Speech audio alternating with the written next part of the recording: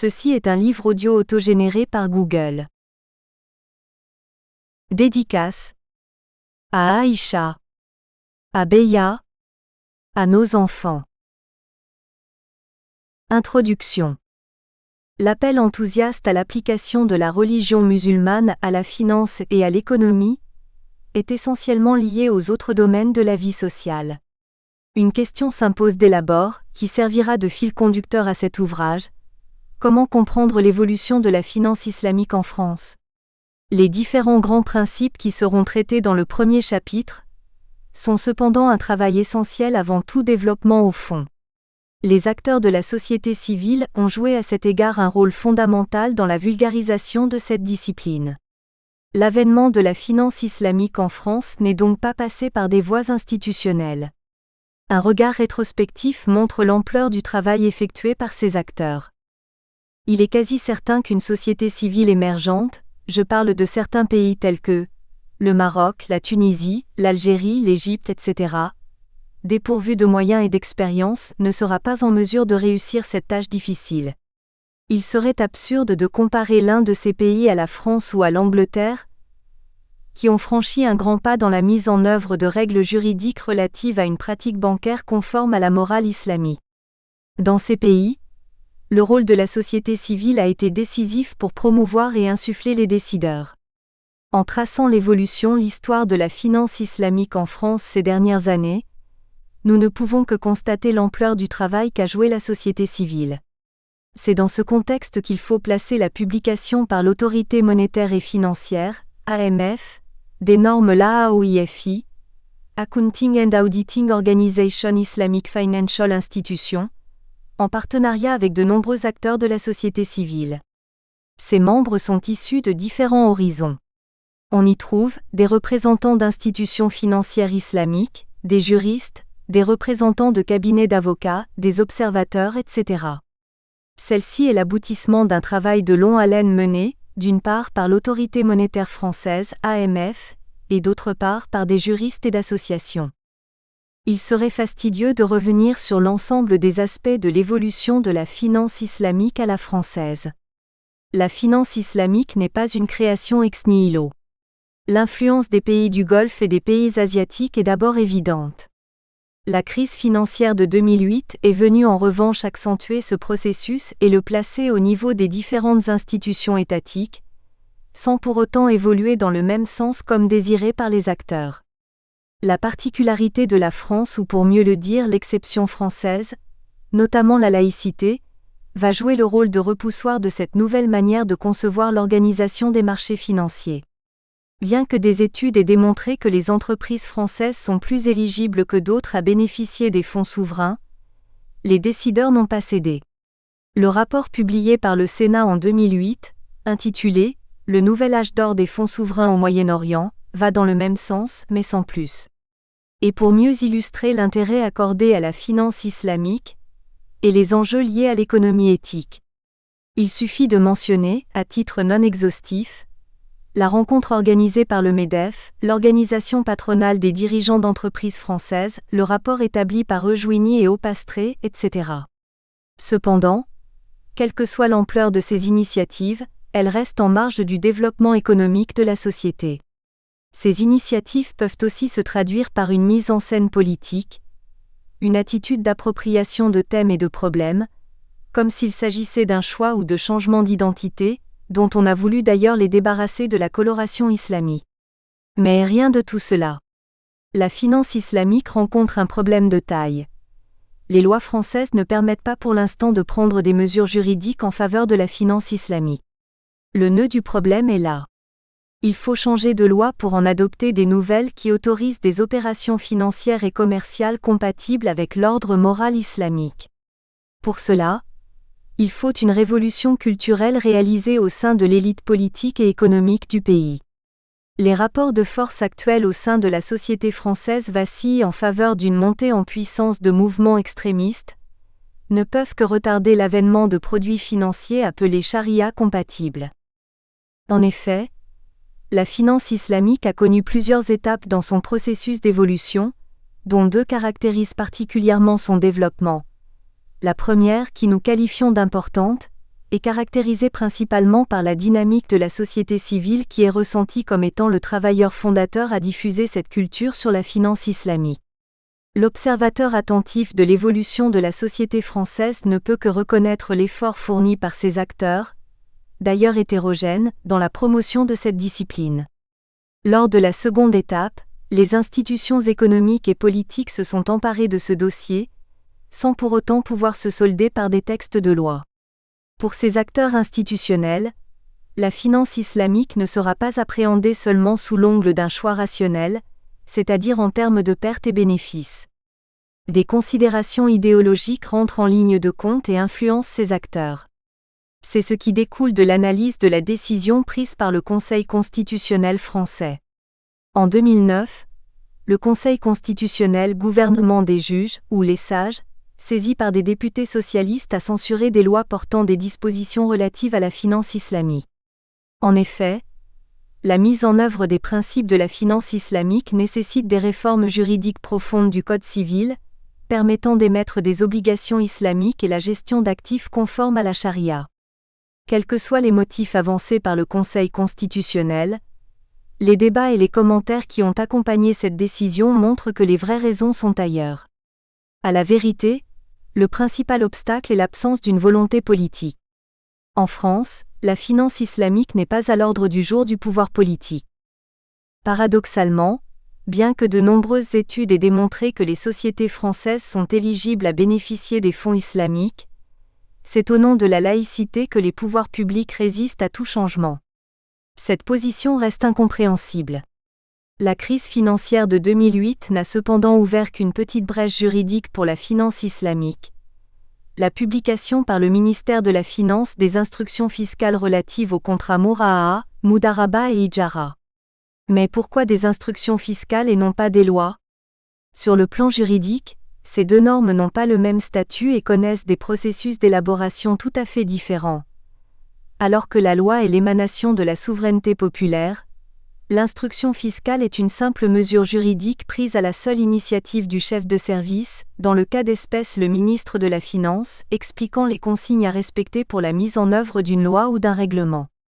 Les placements halal ou assurance-vie charia compliante rentrent dans cette stratégie des petits pas. Alors qu'au niveau européen, la place financière luxembourgeoise est devenue un véritable centre de développement de la finance islamique. Elle est la première à coter une obligation islamique, soukouk.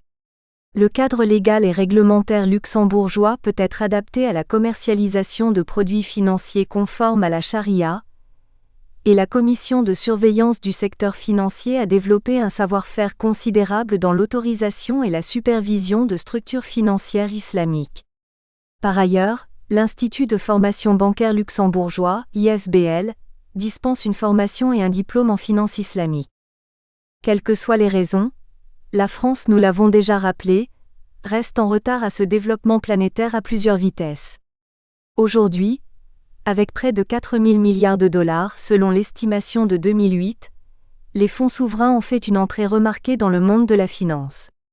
Mais il a fallu qu'un certain nombre d'entre eux, parmi les plus importants, se portent au secours des banques d'affaires internationales, pour que les pays, les chefs de gouvernement, les ministres des Finances, etc., qui les ignoraient ou semblaient les ignorer jusqu'alors, les découvrent officiellement et prennent conscience de leur puissance. Au point même de savoir que certains se sont inquiétés de savoir quelle stratégie était la leur. Étaient-ils des fonds souverains ordinaires, c'est-à-dire des fonds d'État sans esprit conquérant ? Étaient-ils des fonds prédateurs, destinés principalement à prendre à prix cassé le contrôle des multinationales cotées à New York ? À Paris, à Londres, Francfort, etc.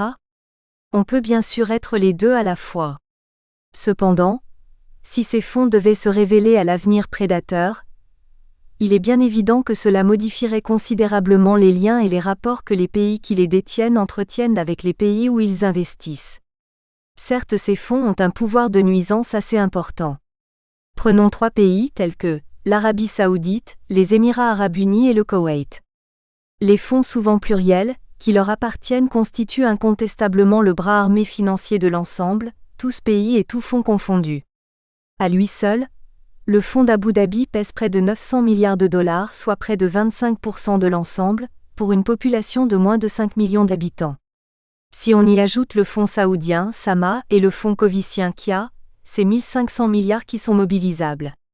Même si ces fonds sont très transparents dans la pratique, ils se sont montrés fidèles à leurs partenaires anglo-saxons, dans le sauvetage des banques d'affaires de ces pays en pleine crise financière et au lendemain de la crise. Malgré l'importance de ces fonds dans le développement économique, la réaction des pouvoirs publics français semble être démesurée et déconnectée de la réalité.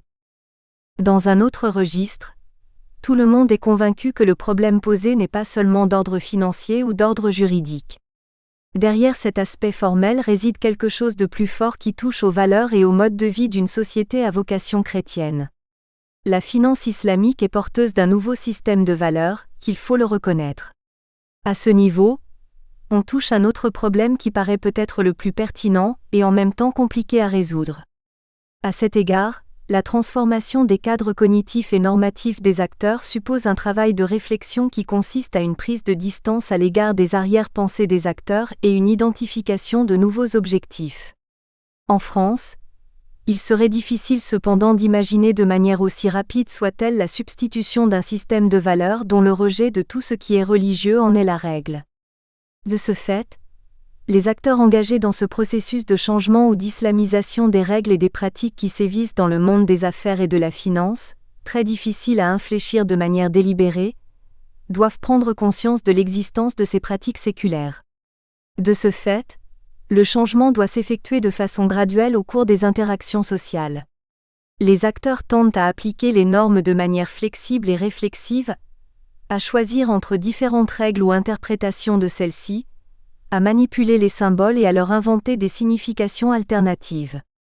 Ces tensions existantes doivent toutefois être tempérées, dont les mots d'ordre de cette action sont la recherche d'un équilibre, d'une articulation et d'une continuité entre ces deux systèmes de valeurs serait déterminante. Certes, la procédure serait à la fois longue et complexe. Dans le chapitre consacré à l'assurance islamique Takaful, une réponse a été donnée partiellement à travers le rôle que peuvent jouer les musulmans dans la propagation de cette culture liée à la finance islamique. L'intérêt manifesté à l'égard des placements halal peut également constituer un élément supplémentaire pour la mobilisation et la diffusion de cette nouvelle culture. Alors que la finance islamique commence à gagner les débats intellectuels et académiques, la question la plus immédiate à revoir et à analyser est celle de la structure organisationnelle de la finance islamique elle-même. Les séries mondiales de conférences, de colloques qui ont fleuri à travers la planète, si importantes dans les dernières décennies pour la communication scientifique, après une longue période d'expansion continue. Maintenant ce champ est saturé et l'on observe l'émergence de petites structures et de petits groupes composés de chercheurs, physiquement séparés, s'appuyant évidemment sur de nouvelles possibilités offertes par les réseaux électroniques, sont l'enjeu d'une concurrence permanente entre ces acteurs qui veulent se les approprier à leur intérêt pécuniaire. La perspective qui se dessine sous nos yeux est celle d'une dispersion organisationnelle, avec une multiplicité de personnes et de groupes. Le problème est que cette réorganisation se réalise pays par pays, et non sur la base de nouvelles catégories intellectuelles. Et l'initiative provient souvent des États détenteurs de fonds. Ce ne sera pas facile d'organiser une telle interaction mondiale d'une façon significative. Cela ne constitue pas en soi un obstacle majeur. Nous pensons que prendre ce chemin constitue une erreur méthodologique grave. Il est évidemment normal que ces États saisissent cette opportunité qui leur est offerte pour imposer et dicter leurs règles. L'accent devait porter plutôt sur le développement de la finance islamique, dans la complexité des dynamiques sociales. Et comment échapper aux contraintes passagères et arriver au stade d'une science autonome dans les sciences sociales. Pour ce faire, il faut que la discipline progresse dans le sens d'une perception du monde. Cette problématique ne se pose pas que pour la finance islamique. La science politique a connu les mêmes difficultés. La responsabilité d'aller au-delà des pressions immédiates ne revient pas uniquement à ceux qui travaillent dans ce champ. Les universités ne doivent s'abstenir du débat actuel. La discipline émergente doit donc être mise en rapport avec une tradition de pensée, un usage linguistique, un enjeu, ce qui sera reconnu comme problème politique. Comment trouver donc dans cet immense conglomérat d'actions et de représentations les indispensables repères ? On aura donc à résoudre, par divers moyens, cette difficulté centrale qui consiste à parler d'une discipline qui n'existe pas encore, mais qui va exister, et pour laquelle il faut bien qu'il y ait dans les temps de sa genèse, des éléments qui soient en train de préparer le surgissement. Autant de livres, des articles, de revues spécialisées, des thèses de doctorat sur les différents aspects de cette jeune discipline. La finance islamique est en voie de spécialisation.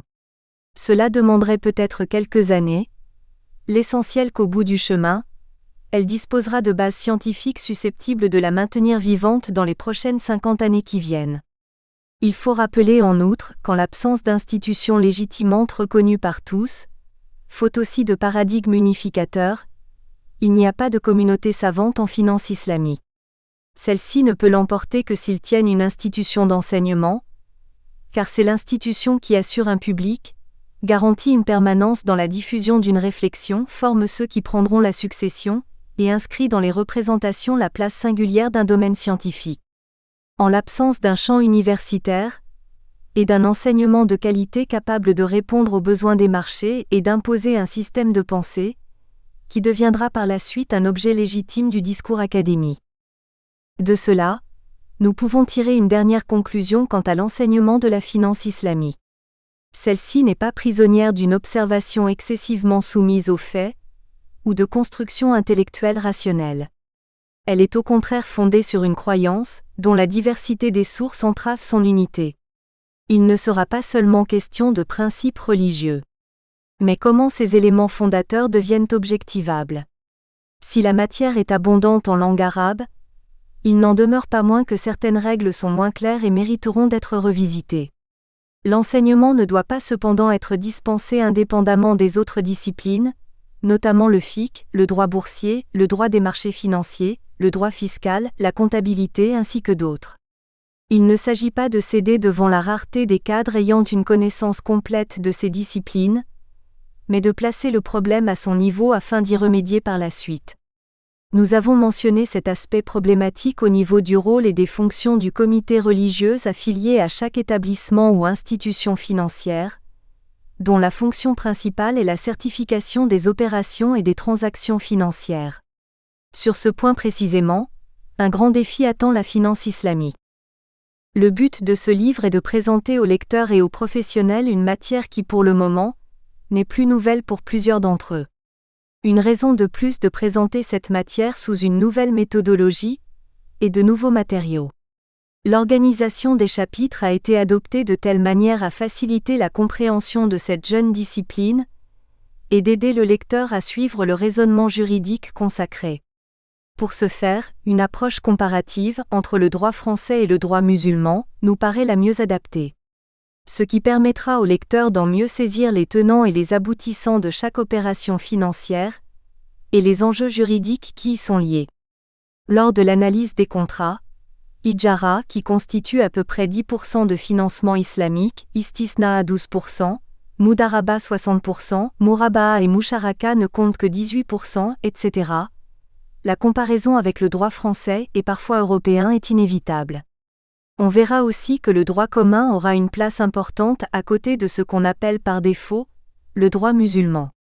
En réalité, au cours de l'analyse, l'objectif est non pas seulement d'évoquer la différence entre la finance islamique et la finance conventionnelle, et par conséquent, de vérifier si les dites opérations financières sont compatibles avec l'islam. Notre regard est en revanche critique, et suggère une mise à jour de nombreuses incompatibilités conceptuelles inhérentes à la finance islamique, qui en fin de compte, n'auront d'islamique que le nom. Chapitre 1 – Les principes fondamentaux de la finance islamique. Il est tout à fait normal de commencer par définir et préciser l'un des concepts clés de la finance islamique, le riba. L'objectif principal de ce chapitre est tout d'abord de faire porter à l'attention des lecteurs, notamment les moins initiés aux sciences religieuses, les différents aspects de l'un des thèmes essentiels de la finance islamique. Au-delà de l'aspect moral et religieux de l'interdiction du riba. Il est bien évident qu'un concept aussi complexe que le riba ne peut être abordé que dans une perspective pluridisciplinaire. On ne peut se prononcer sur l'interdiction de telle ou telle opération financière ou économique sans avoir eu une maîtrise des mécanismes internes du montage juridique ou financier de chaque opération. Il ne suffit plus de regarder ces pratiques bancaires avec suspicion et indignation morale facile. Avant de se lancer dans l'analyse des différents aspects de cette discipline, la complexité des opérations financières devrait être saisie. Le jurisconsulte engagé dans cette voie ne jouera pleinement son rôle que s'il a, en outre de sa parfaite connaissance des techniques de la jurisprudence islamique, une maîtrise similaire des matières de la finance.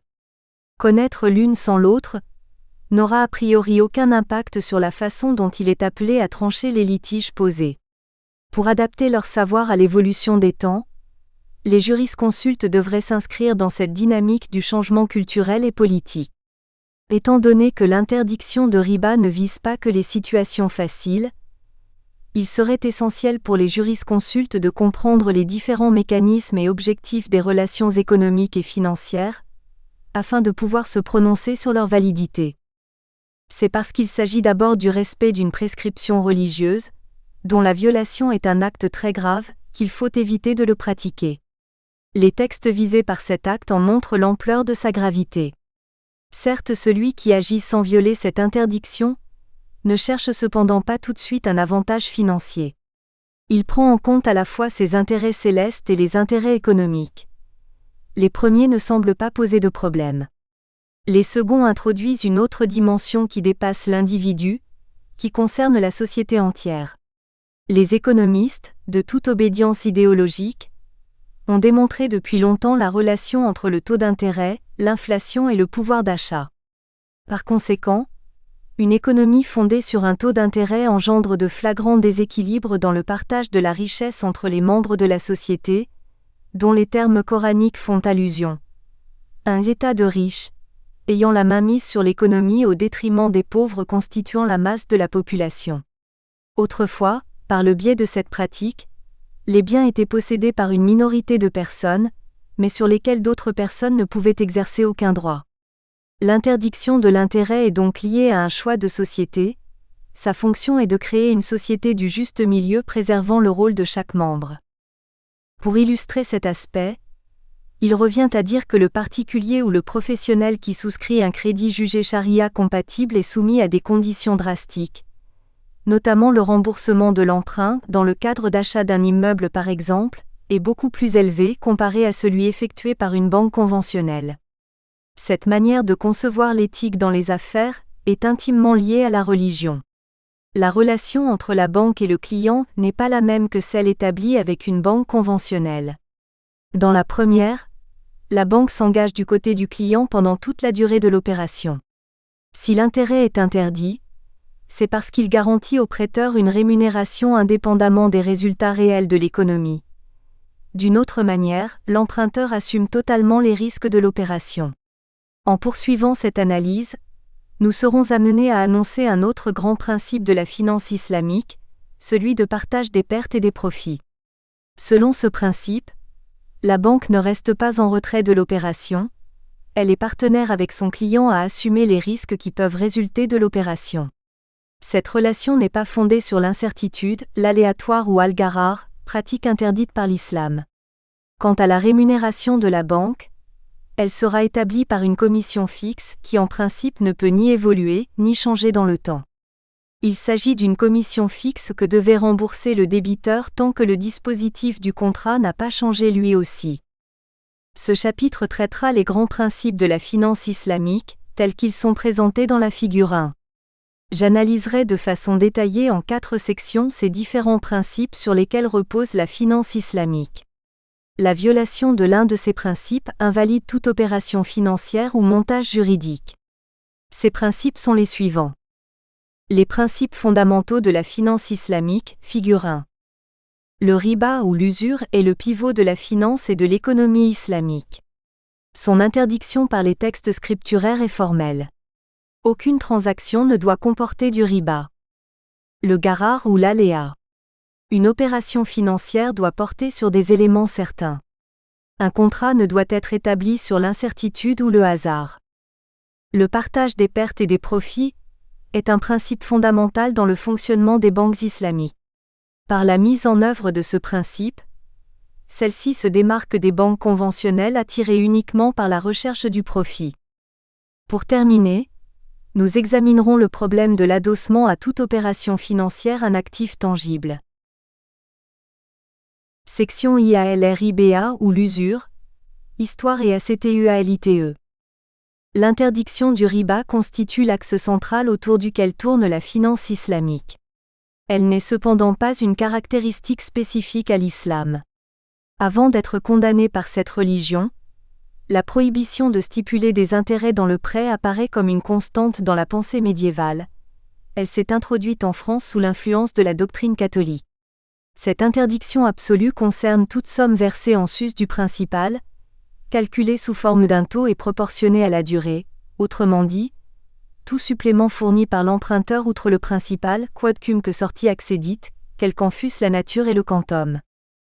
En effet, l'interdiction du riba n'est pas uniquement l'apanage des religions. Le riba a été d'abord interdit par la raison humaine. On ne s'étonne pas de voir la pratique de l'intérêt interdite par les philosophes de l'Antiquité, avant d'être formellement proscrite par toutes les religions monothéistes, par le biais des textes sacrés. En droit talmudique, l'usure se traduit par le ribit, qui signifie l'interdiction de l'intérêt. Selon la pensée juive, le prêt d'argent est conçu comme un contrat gratuit, au nom de la charité et de l'amour du prochain. La source principale de cette interdiction se trouve dans les textes scripturaires. Le Christ recommande de prêter sans rien espérer. Quant à son fondement philosophique, le prêt à intérêt a rencontré l'hostilité de la majeure partie des philosophes qui ont prononcé à son égard un jugement sans appel. Au IVe siècle avant Jésus-Christ, Platon considère que le prêt à intérêt est incompatible avec la vertu indispensable à la gestion de la cité et au principe d'égalité et de justice sociale. Cependant, les usuriers vont tête baissée sans paraître voir leurs victimes. Ils blessent de leur argent quiconque leur donne prise parmi les autres citoyens, et tout en multipliant les intérêts de leur capital, ils font pulluler dans la cité la race du frelon et du mendiant. Si le législateur ordonnait que les transactions volontaires se fissent en général au risque du prêteur, on s'enrichirait avec moins d'impudence dans la cité et moins de ces mots y naîtraient. Cette condamnation est reprise par Aristote, qui considère que le prêt à intérêt est contre nature, puisqu'il concourt pourtant à l'enrichissement superflu et illimité de l'un au détriment de l'autre. D'autres textes plus précis montrent que les juristes romains avaient aussi identifié par quel biais l'illicéité pouvait affecter les contrats. Certains envisagent par exemple de manière étroite l'incidence de l'illicéité de la condition sur l'engagement s'y trouvant soumis. D'autres interdisent spécifiquement certaines opérations telles que les pactes sur succession future ou les paris sur les jeux des petits chevaux sous Justinien. D'autres textes d'achat-vente exposent ponctuellement la même idée. La doctrine, quant à elle, ne déroge pas à cette règle. Elle condamne cette pratique du taux d'intérêt instauré en défaveur des faibles, et en pose une définition.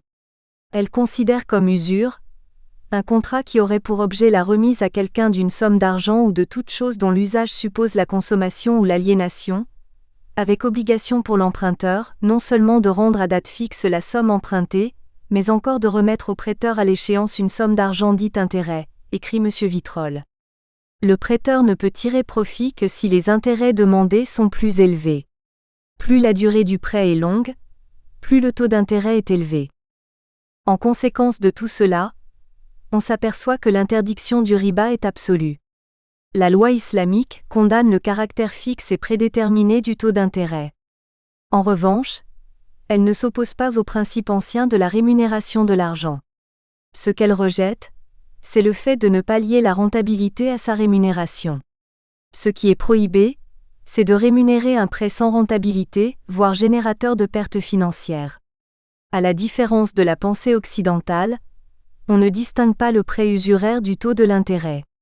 Le prêt à intérêt sera accepté seulement s'il génère un surplus financier, et si ce surplus est obtenu pendant la durée du prêt. À ce titre, nous pouvons distinguer une double interprétation du riba, l'une liée à la valeur du temps, l'autre aux conséquences de l'échange. Dans les faits, l'interdiction du riba s'apparente davantage à un idéal religieux qu'à une pratique. C'est pourquoi les gouvernements qui s'en réclameront proposeront une rémunération de l'emprunt, en imposant un plafond à cette rémunération, afin d'éviter de se trouver dans la situation du taux usuraire. De même, cette loi ne prétend pas à l'universalité, car elle ne s'applique pleinement qu'en territoire musulman. Sur ces territoires, le taux d'intérêt s'identifie à de nouveaux droits de propriété, où le cédant ne partage pas les risques avec l'emprunteur. Par l'interdiction du riba, l'islam réhabilite l'homme et le place au centre des relations économiques et sociales. La finalité est, d'une part, de protéger les hommes du surendettement et d'autre part, de payer ou de recevoir injustement des sommes dans le cadre d'un crédit. Cependant, les régulateurs se préoccupent surtout et avant tout de l'état du système financier en général. La santé des individus étant en effet bien souvent relayée au second plan. Les prescriptions régulatoires peuvent par conséquent autoriser certaines transactions risquées pour certaines personnes, basées sur un compromis entre les avantages donnés à ces dernières et ceux dont profite l'économie en général. Ces mesures imposées par les régulateurs et les professionnels financiers, qui par ailleurs se sont révélées insuffisantes, nécessitent des protections supplémentaires pour protéger les individus de leur propre comportement irrationnel. C'est précisément ce genre de soutien que la religion peut apporter. Étymologiquement, le mot riba est dérivé du verbe intransitif raba yarbu qui signifie l'augmentation, l'accroissement et le développement. Ce qui permet de conclure que le mot riba ne désigne pas nécessairement une augmentation illicite. Le nombre de versets consacrés exclusivement au traitement de cette problématique du riba est de 8, versets 275, 276, 277, 278, 279 et 280 de la sourate 2, verset 130 de la sourate 3 et verset 39 de la sourate 30. Yamaku Allah al-riba wa yurbi al-sadakat. Dieu exterminera le riba et fera augmenter l'aumône, la vache, volume 277. Outre ces passages du Coran traitant de manière directe le riba, d'autres versets relatifs aux relations commerciales et aux relations humaines complètent davantage le sens de ces versets spécifiés au riba. En revanche, du côté de la tradition, il y a une abondance de paroles attribuées aux prophètes et rapportées par les savants musulmans à travers les siècles. Les plus authentiques d'entre elles sont codifiées dans des recueils de hadiths, dont les auteurs font l'unanimité dans la communauté des musulmans. En effet, c'est sur ces versets que repose tout l'édifice d'une économie éthique et halal. Entre ces deux sources de droit, il existe une hiérarchie bien établie qu'il faut respecter. Au sommet de la pyramide se trouve le Coran, suivi par la Sunna, tradition du prophète, puis l'Ijtihad. Celui-ci signifie l'effort d'interprétation des textes. Cette fonction ne peut être exercée que par une élite compétente et qualifiée pour remplir cette tâche, appelée également al-halal wa al-aqd. L'élaboration des normes économiques conformes aux principes de la religion musulmane dépend étroitement de l'interprétation donnée à ces dispositions scripturaires. Les traités des jurisconsultes musulmans évoquant cette question ont suscité d'importants commentaires. Bien que des développements aient été consacrés à cette question du riba, elle est considérée par les fuqaha comme l'une des questions de droit les plus complexes. Des savants contemporains, tels que Rachid Rida, ne cachent pas les difficultés rencontrées pour en saisir les contours et les fondements. Lorsqu'il aborde une question aussi délicate que celle du riba, celui-ci n'hésite pas à faire le parallèle entre la question du riba et le qadar, le destin réfuté par des sectes musulmanes. Cette comparaison, telle qu'elle est établie dans certains manuels de droit musulman, fiqh, apparaît à première vue incongrue. Mais l'auteur semble dire que le caractère très variable et subtil du riba, comme il a d'ailleurs été démontré par plusieurs traditions du prophète, serait aussi bien difficile à saisir et à cerner que la question du destin, al-qadar, dans le dogme, al-aqida. Pour comprendre cela, il faut situer ce problème dans son contexte historique. La science des circonstances de la révélation nous donne plus de précisions qui peuvent nous aider à mieux discerner le sens du texte. Il faut rappeler cependant que les versets sur l'interdiction du riba étaient parmi les derniers versets à avoir été révélés aux prophètes. Ce qui explique pourquoi nous ne disposons pas de plus de détails quant au deuxième calife Omar ibn al-Khattab, lorsqu'il disait « J'aurais souhaité que le prophète nous ait précisé davantage 3 grandes questions, le grand-père, al-Jad, al-Kalala et les différentes facettes du riba ou son caractère poléiforme. » Il ne faut pas prendre ces mots à la lettre, et de dire que le riba n'a pas été explicité par le prophète, dit Ibn Rushd le père. Car Allah a dit : Aujourd'hui j'ai parachevé votre religion et je veux agréer l'islam comme religion.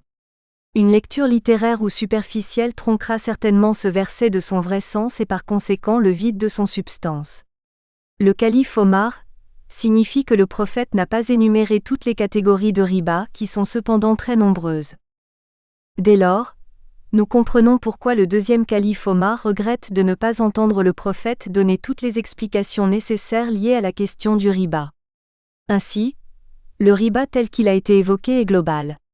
Omar a voulu savoir plus de détails et notamment les manifestations du riba invisible, khafi, occulte, qui peut exister dans les différentes formes de vente. Si la tradition n'a pas tout dit, comme le prétendent certains détracteurs de la religion.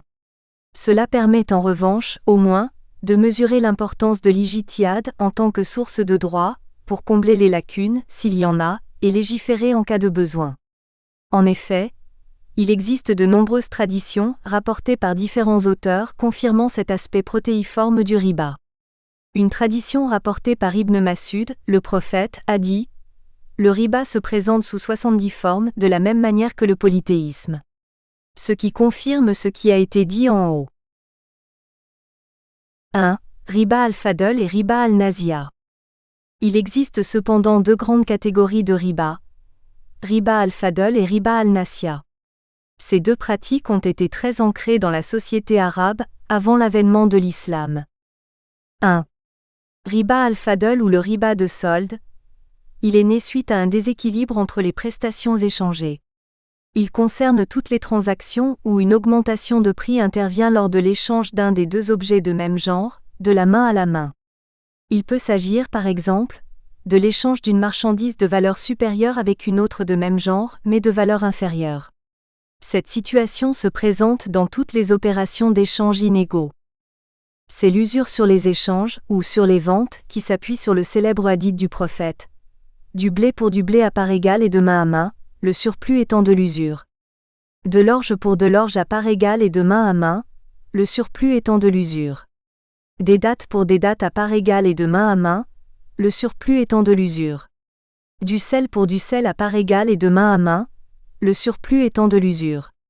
De l'argent pour de l'argent à part égale et de main à main, le surplus étant de l'usure. De l'or pour de l'or à part égale, de main à main, le surplus étant de l'usure. Cette tradition réglemente la nature des échanges autorisés. Il apparaît ainsi qu'il est interdit d'échanger ces espèces avec différence dans la valeur ou la quantité. La transaction devait se faire à la même séance, de la main à la main. Toutefois, une exception est admise. Pour les fruits et légumes, il serait légal de les vendre en valeur et en quantité inégale, à condition que l'échange se fasse à la même séance et de la main à la main. 2. Riba al-Nasiya. Il s'agit d'une pratique qui était très répandue dans la péninsule arabique. Elle s'appelle le riba de report, l'augmentation. Abdallah ibn Abbas cite une tradition du prophète : Il n'y a riba que lorsqu'il y a délai. Concluant ainsi que le seul riba à proscrire véritablement est celui qui comporte un facteur temporel. Cela est dû du fait que le rôle assigné à l'argent dans le système économique islamique. L'argent en lui-même est improductif. Il ne peut générer des revenus par l'écoulement du temps. Une personne A emprunte une somme d'argent à une personne B, qui doit régler à l'échéance. Au terme de cette opération d'emprunt, si B ne peut rembourser la somme empruntée, A lui propose une augmentation des taux d'intérêt, un surplus, en contrepartie d'un délai supplémentaire. Autrement dit, le créancier accorde à son débiteur un délai de paiement contre un supplément. Cet aspect du riba englobe tous les cas de riba al-duyan. Dans ce sens, une première lecture du verset 279 de la deuxième sourate. Et si vous ne le faites pas, alors recevez l'annonce d'une guerre de la part de Allah et de son messager. Et si vous repentez, vous aurez vos capitaux. Vous ne léserez personne, et vous ne serez point lésés, peut laisser croire que l'objectif de l'interdiction du riba est d'éviter l'injustice qui pourrait résulter de l'exploitation abusive d'un pauvre débiteur par un riche créancier. Les exégètes expliquent sans infliger ou être victime d'une injustice, doit être interprété comme une augmentation ni diminution, dans le sens où toute augmentation ou diminution du montant remboursé par rapport au capital prêté doit être considérée comme une injustice. En effet, La notion de riba, telle qu'elle a été définie plus haut, ne se limite pas au seul prêt à intérêt, mais a été étendue par les jurisconsultes musulmans à toute dette ou prestation de sommes d'argent ou de choses fongibles dues par une personne à une autre. La notion de riba ainsi élargie a fini par embrasser d'innombrables opérations juridiques, dépassant le simple cas du prêt à intérêt. Du coup, le contrôle des opérations usuraires n'apparaît pas une chose facile. C'est la raison pour laquelle les membres du Conseil supérieur de surveillance CSS, voire infra, de la Banque islamique auquel est confiée cette tâche disposent d'une érudition et d'une connaissance quasi parfaite des différents domaines des sciences religieuses, leur permettant de veiller à ce que l'équilibre des prestations soit mieux respecté et que toutes les transactions effectuées soient affranchies du riba. 2. Profit et intérêt. Dans l'opinion courante, on confond souvent intérêt et profit. Ces deux notions sont hétérogènes et suscitent de la confusion. Pour les distinguer, il faut d'abord commencer par les définir pour chercher leur caractère légal ou illégal. Les opérations de crédit ou le profit poursuivent le même but, qui est la rémunération du capital. Mais en quoi ces actes sont-ils différents? Et pourquoi la charia autorise-t-elle le profit, tout en interdisant la rémunération sous forme d'intérêt? Le profit recouvre des notions très différentes. Il peut s'agir du revenu tiré de l'entreprise, mais aussi du supplément de satisfaction obtenu par le consommateur au-delà de ce qu'il attendait, ou encore de l'avantage procuré à la nation par telle ou telle réalisation. On appelle profit de l'entreprise le revenu né à l'occasion d'une opération de production ou de commercialisation d'un bien ou d'un service. Il constitue, de ce fait, la rémunération de l'activité de l'entrepreneur dans une économie de marché, d'un effort produisant un travail réel. Le profit ne peut être lié qu'à une activité de production, le travail. La théorie juridico-économique le considère comme le nœud de la question sociale. L'intérêt, lui, représente une augmentation du capital monétaire sans effort, dans la mesure où il est réputé résulter de la mise à disposition d'une somme d'argent rémunérée par un taux d'intérêt. L'emprunt accordé par une banque à un client est prédéterminé et invariable. À partir de cette définition, la différence essentielle entre l'intérêt et le profit est que l'intérêt représente un coût fixe supporté par le projet économique et que ce prix se détermine, dans la plupart des cas, selon la conjoncture du marché monétaire et sans relation de causalité avec la production, alors que la part du profit représente un partage de rendement de l'entreprise des associés, créanciers plus entrepreneurs, et que cette part de profit augmente ou diminue en fonction de la productivité. Cela revient à dire que le créancier associé recherche une part du profit, mais il peut aussi subir une perte, tandis que le créancier prête et reçoit un intérêt sans encourir de risque, quel que soit le résultat du projet. L'intérêt est justifié par le risque inhérent à l'opération de l'emprunt, ce qui ne semble pas être en conformité avec les principes de la loi islamique. De plus, ce risque ne présente pas une garantie certaine pour la banque contre l'insolvabilité du débiteur. Dans une conception économique purement islamique, cette pratique ne serait pas tolérée. Il faut que la monnaie crée de la richesse et de la production et non de l'argent.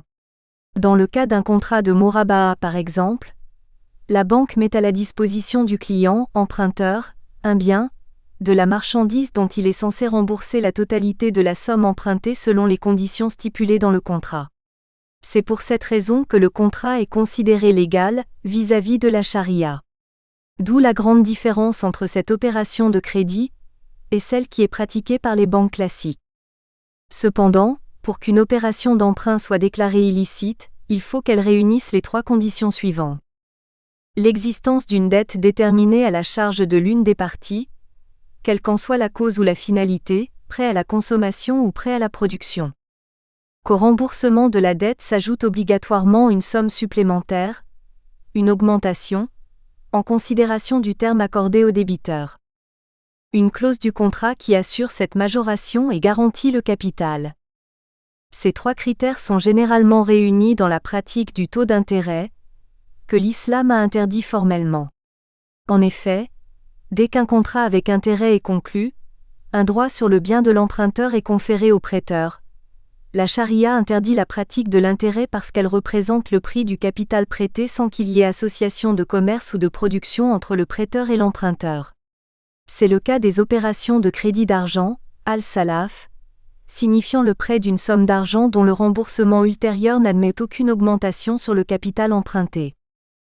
En revanche, lorsque le capital financier du prêteur est utilisé dans une entreprise avec le capital humain et le travail de l'entrepreneur, il n'y a pas transfert du droit de propriété du prêteur et il partage, en qualité de copropriétaire, le produit final que son argent a contribué à créer.